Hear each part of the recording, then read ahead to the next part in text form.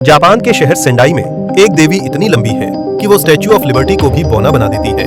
जब 1991 में ये बनकर तैयार हुई थी तो ये कुछ समय के लिए पूरी दुनिया की सबसे ऊंची मूर्ति थी, लेकिन शायद आपको ये अपनी ट्रैवल गाइड में नहीं मिलेगी।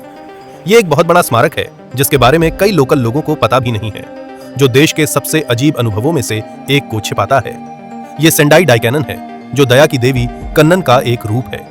एक हाथ में वो इच्छा पूरी करने वाला गहना पकड़े हुए हैं और दूसरे हाथ में ज्ञान का पानी डालने वाला एक फ्लास्क। ये मूर्ति असल में एक प्राइवेट कंपनी ने सेंडाई के एक शहर के तौर पर 100वीं सालगिरह मनाने के लिए बनाई थी। लेकिन सबसे कमाल की बात वो नहीं है जो आप बाहर से देखते हैं।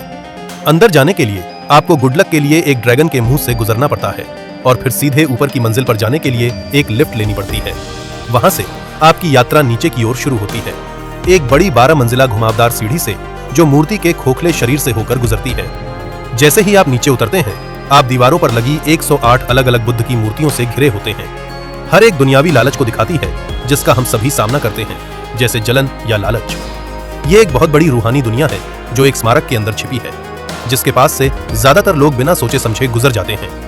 तो अगर ये इतनी शानदार है तो ज्यादा लोग इसके बारे में क्यों नहीं जानते?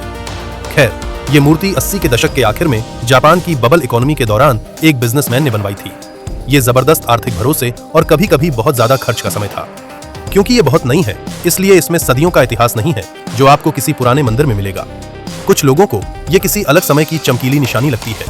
साथ ही ये आम टूरिस्ट जगहों से बहुत दूर एक शांत रिहायशी इलाके में बनी है। सेंडाई डाइकैनन एक सच्चा छिपा हुआ रत्न है, जापान के मॉडर्न इतिहास के एक दिलचस्प पल से आस्था और किस्मत का एक स्मारक। ये एक अनोखी और यादगार जगह है। क्या आपको कभी अपनी यात्राओं में कोई अचानक मिली जगह मिली है?